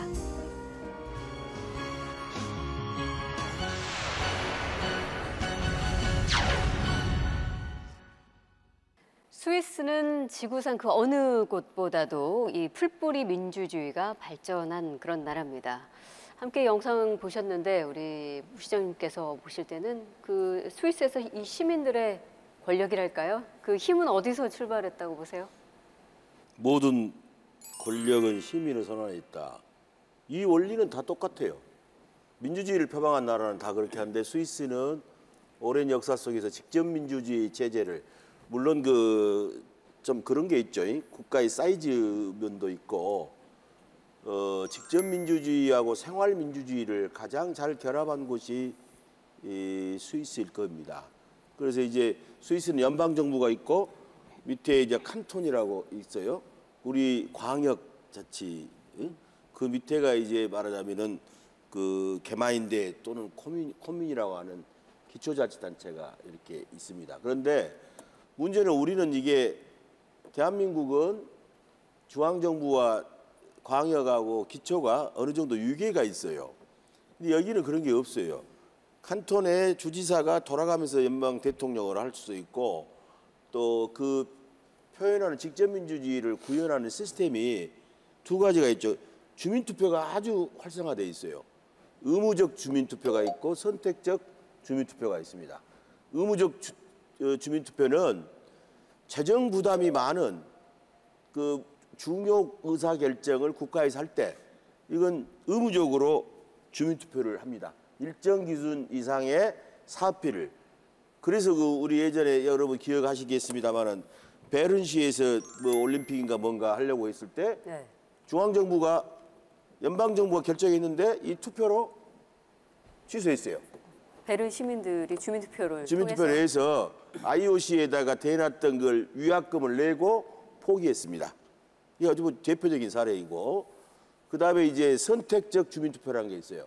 선택적 주민투표는 이제 국가기관이 결정한 것을 이거 뭐 좀 잘못됐다. 예, 그래서 시민이 투표 요구를 합니다. 어쨌든 스위스는 그 직접 민주주의하고 생활 민주주의가 적절히 조화를 이뤄서 그 주민의 의견이 정말 잘 반영되는 대표적인 국가이고 이제 우리는 이제 그걸 보완해서 자꾸 배워나가는 그런 과정에 있습니다. 네. 올림픽은 거의 이제 우리가 느낄 때는 국가적인 행사이기 그렇죠. 때문에 이거를 시민들이 투표를 통해서 무산을 시켰다. 이거 좀 상상이 안 될 정도인데 그만큼 시민의 권력이 대단하다 이런 느낌이 듭니다. 만약에 올림픽도 이 정도인데 문화나 생활면에서 그들만의 그러니까 다양한 서로 의견을 공유할 수 있는 어떤 문화 이런 건 어느 정도일까 뭐 이런 생각까지 들어요. 비슷한 얘기긴 한데요. 2013년에 꽃보다 할배라는 그런 프로그램이 루체른시에서 이렇게 촬영이 돼서 방송이 되었는데 그 이후에 한국인, 뭐 중국인 굉장히 많은 사람이 루체른시를 가게 된 거예요. 그래서 이제 그 지역에 이제 뭐 주차 문제라던가 뭐 대기 오염이라던가 아니면은 뭐 차가 많이 다니니까 아이들의 그런 안전 문제까지 위협을 받게 되었는데요. 그때 주민 총회를 통해서 마을 사람들이 이제 회의를 하게 되었어요. 그래서 관광세를 도입을 하더라고요. 근데 세금 같은 경우는 주민들이 좀 도입하기 좀 힘든 그런 제도잖아요. 그래서 지역 주민들의 회의로 인해서 이제 관광세를 부과시키는데 여행사나 버스 이제 들어온 사람들한테 돈을 받아서 그 돈으로 이제 그 세금으로 걷어낸 세금으로 버스 전용 주차장을 만들었다고 하더라고요. 그런 게 굉장히 좀 인상적인 이야기였어요.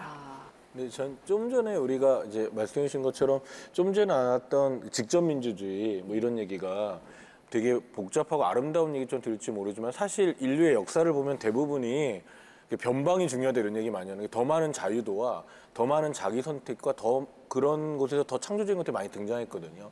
사실 지금 세계적으로 가장 주목받는 도시 중에 하나 베를린인데 베를린에 사실은 지금 세계적인 트렌드가 된 많은 것들이 동베를린에서 많이 등장했는데 그게 뭐냐면 동베를린이 많이 비어져 있고 뭐 재생사 오늘도 많이 얘기했지만 뭐 그런 혁신적인 뭐 콘텐츠 이런 게 방치되어 있고 버려진 곳에 많은 예술가들이나 청년들이 들어가면서 자유롭게 작업을 하면서 등장한 것들이 많거든요. 그렇기 때문에 그거는 역설적으로 어떻게 생각하냐면 더 많은 자유도와 책임이 주어졌을 때 인간이 더 많은 능력들을 발휘한다고 저는 생각을 해요. 민주주의도 비슷하다고 생각합니다. 오히려 무언가 행정이 대행해 주거나 정치 체제가 대행해 주는 게 아니라 오히려 주민들 스스로 시민 스스로 결정하게 하는 것들 그걸 스스로 실천하게 하는 경험들이 결국은 더 좋은 사회로 나아가는 쪽 가장 큰 에너지 아닌가 뭐 그런 생각은 합니다. 네. 자, 문화분권, 문화 자치를 위해서 그러면 소위 체질 개선이라는 표현을 쓰는데 중앙은 어떻게 변해야 되고 지방은 또 어때야 되는 것인가 그 문제를 좀 나눠보겠습니다. 누가 먼저 시작을 해주실까요? 뭐 제가 먼저 말씀드리면 저는 뭐 여전히 중간에도 말씀드렸지만 지역에 더 많은 권력을 줘야 된다. 지역과 시민에게 더 많은 권한과 권력을 주는 게 중요하다 생각하고요. 그 부분은 더 많은 권한들이 우리가 너무 많이 들었는데 저도 뭐 아직 거긴 준비가 안 돼 있어, 뭐 그거 할 수 있겠어, 뭐 이런 이야기 하는데 그거는 사실은 어른들이 청년들에게 혹은 중앙 정부가 지방 정부에 늘 해왔던 이거는 사실은 위에서 바라본 시각이라고 생각이 들고요. 더 많은 권한이 스스로를 더 성장시키고 더 발전시킨다고 저는 생각을 해요. 근데 만약에 지방 정부에 더 많은 권한을 줘야 한다 이 말이 그냥 표어가 되지 않기 위해서는 아까 이제 우리 부시장님 말씀하셨지만 이제 헌법 개정 뭐 이런 이야기와 연계해서 또 이야기를 나눌 수 있을 것 같거든요. 물론 이제 이거 마음의 문제가 아니라 제도도 필요한데요. 예를 들면 이제 우리가 도시재생을 영국 정책을 많이 이야기하고 가져왔는데 대표적으로 영국의 이제 로컬리즘 액트라고 그래가지고 지역 주권법이라는 게 있어요. 그게 결국은 어떤 예산의 의사결정이라든지 그거를 지방정부가 더 결정하게 하는 겁니다. 이건 더 나아가면 아까 말씀드린 것처럼 중앙 권력보다는 지방 권력을, 지방 정부보다는 주민과 시민에게 더 많은 권한을 주는 겁니다. 커뮤니티에게. 그래서 그러한 과정이 만들어져야 이제 우리가 말로만 아름다운 얘기를 하는 게 아니라 더 지역 문화가 발달되지 않을까, 문화 자체가 발달되지 않을까 생각을 하고요. 사실은 하나의 예를 들면 지금도 흔히 매칭 펀드라고 그래가지고 많은 사업이 아까 문화도시도 아마 그렇게 진행이 될 텐데 중앙정부가 결정한 거를 지방정부가 받으면 돈을 뭐 50%라든지 대주는 거예요.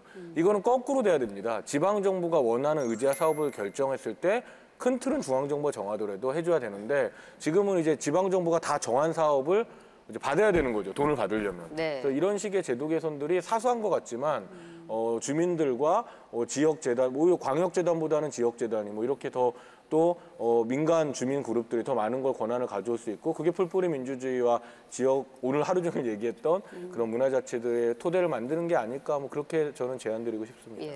15세기 이후에 이렇게 보시면 돼요. 답은 딱 정해져 있습니다. 역사적으로 보면은 15세기 이후에 강대국이라든가 잘 사는 지역이 공통점이 있어요. 그것이 첫째가 분권입니다. 두 번째가 혁신이고 세 번째가 포용이에요. 근데 전제가 분권이 먼저 돼야 됩니다. 근데 분권을 위해서는 분권의 핵심이 뭐냐? 아까 헌법 얘기가 다 나왔던 것이 제도 틀을 바꾸려면 헌법의 틀이 바꿔지고 거기에 들어가는 게 뭐냐면은 특히 재정권입니다. 첫째가 지방 재정권. 지금 국세 대 지방세가 8대 2꼴이에요. 그러니까 80%가 국세고 지방세가 20%입니다. 이것을 지방에 자주권을 주려면은 재원을 주려면은 적어도 국세 대 지방세 비율을 60대 40으로 바꾸든지 안 되면 70대 30이라도 일단 재원 확보가 돼야 됩니다. 두 번째, 지방 분권의 핵심이 또 하나가 자치 입법권입니다. 국회에서 정하는 법률에 다 따르다 보니까 전부 천편일률적으로 그 법률을 태도를 내서 움직여야 되죠. 조례를 제정하는 권한을 지역 실정에 맞게 가야 됩니다. 우리 담양에서 아까 담양군 사례를 보였는데 예컨대 이런 거가 있습니다. 지방자치가 4년마다 시장 군수가 바뀌는데 좋은 정책이 다음 시장 군수가 오면 뒤집어져요. 예를 들어서 좋은 문화정책이라는 것은 오랜 세월 동안 숙성이 돼야만이 지역에 녹아듭니다. 그런데 어떤 시장 군수가 좋다고 했다가 다음 시장 군수가 없애요. 이런 것을 방지하는 것은 아까 담양에서 말했던 것처럼 지역 활성화, 문화 조례 같은 걸 딱 만들어야 됩니다. 그래서 시장 군수가 바뀌더라도 그 사업이 지속적으로 갈 수 있게 해줘야 된다. 이게 말하자면 자치 입법권이죠. 이런 자치 입법권과 자치 지방에 돈이 많이 줄 수 있는 권한. 그럼 지방에서는 인력 양성을 열심히 하는 겁니다. 자체적으로 아까 말한 문화기획자 많이 양산해서 그 사람들이 좀 필요한 것은 네트워크 해야 되고 외국과도 네트워크하고 인접한 도시하고도 네트워크하고 모든 게 열린 사고로 가야만이 닫혀 있으면 문화는 죽죠. 항시 열려 있어야 됩니다. 문화의 전문가 없어요. 다 전문가입니다. 나는 전문가가 n분의 1이라는 생각을 가지고 이렇게 해야만이 된다고 생각을 합니다. 그래서 이것은 그 어느 것이 옳냐는 시대의 흐름과 모든 걸 감안해도 분권으로 가서 지역 주민들의 자치 역량을 키워주는 데가 핵심이 있다 이렇게 생각합니다. 우리가 그 선진국이라고 부른 나라들의 도시를 가면 다 제일 먼저 놀라는 게 인구수죠. 5만, 뭐 10만. 저도 처음 가본 데가 프랑크푸르트였는데 독일에서 두 번째인가 세 번째로 큰 도시였는데 80만이라고 해서 깜짝 놀랐어요. 우리는 뭐 수도권이 2천만 뭐 이렇잖아요. 이제 그렇게 될 수밖에 없었는 내력들, 지방을 다 떠나서 도시에 와야 일자리가 있었던 상황들, 이런 건 이제 다 알고 있는 거니까 앞으로 가기 위해서 어떤 생각을 가져야 되느냐 하는 건데, 가장 이상적인 도시 규모를 가진 데들이 고통스러워하죠. 가령 아까 담양 군수님이 나와서 뭔가를 읽으셨는데, 담양이 아까 5만이라고 그러셨거든요. 사실은 가장 이상적인 인구 규모고 그렇죠. 하여간 지금 내가 살고 있는 현장이 가장 내가 살 곳이고 가장 괜찮은 곳이라고 얘기하면 가장 행복하죠. 그런데 어떤 마음속의 환상, 내가 그곳 살지 못하지만 우리의 여기보다 훨씬 낫고 근사한 곳이 어딘가 있을 거야라는 생각을 하는 순간부터 불행해지죠. 저 어렸을 때 가보지도 못한 서방 세계가 너무너무 대단한 줄 알고 맨날 그런 동경을 했어요. 그리고 실제 가봤어요. 멋있고 대단했어요. 근데 우리도 별로 다르지 않았어요. 그러니까 문화는 이제 차별화의 욕망이라고 저 나름의 정의를 해요. 남과 다르고 싶은 욕망 때문에 차림을 다르게 하기도 하고 다른 걸 좋아하기도 하고 그러는데, 이게 대중문화 침륜 현상이 정말 심각합니다. 그러니까 대중문화를 즐기는 거죠. 텔레비전도 틀고 또 인터넷도 하면서 대중문화를 향유하는 게 현대인의 삶은 맞는데, 그게 다면 큰일 나요. 그러니까 대중문화에만 빠져서 하루 종일을 사는 게 아니라 자기가 좋아하는, 추구하는 어떤 것이 존재하면 대중문화가 갖고 있는 그 병폐로부터 벗어날 수 있거든요. 집에서 망치질을 좋아하든 무슨 조그만 하여튼 뭐가 됐든 그게 이제 출발점이거든요. 근데 제가 아까 3만 불 경제를 갖게 됐는데 5천 불 경제로 살고 있다는 게 바로 그런 의미인데, 그냥 막 생존적으로 막 이래서 이렇게 소비에 이렇게 고통을 확 이렇게 풀어버리면 된다고 생각하시는 것 같은데, 일 말고 추구하는 어떤 것을 하나 갖고 있는 것이 문화적인 삶이라고 그럽니다. 그게 보편적인 삶의 양식이었으면 좋겠다는 생각을 합니다. 네. 자, 오늘 지역 독립선언 그 2편, 문화 자체가 내 삶을 어떻게 바꾸는가를 주제로 이야기 나눠봤습니다. 네 분 아주 귀한 의견 나눠주셔서 고맙습니다. 자, 진정한 독립과 자립은 스스로 선택하고 책임지고 그 성과까지 온전히 제 것일 때 가능합니다. 어쩌면 지역이 문화를 통해서 성장하고 자립하는 길도 결국 같다고 생각합니다. 세계적으로 유래를 찾아보기 힘들 만큼 중앙에 편중된 문화 권력을 이제는 나누고, 그리고 지역이 그 각자의 고유한 정체성을 되찾을 수 있는 진정한 길이 있습니다. 대한민국은 이제 막 그 길로 접어드는 문턱에 서 있는 것 같습니다. 이제라도 그 길을 멈추지 않았으면 하는 바람입니다. 고맙습니다.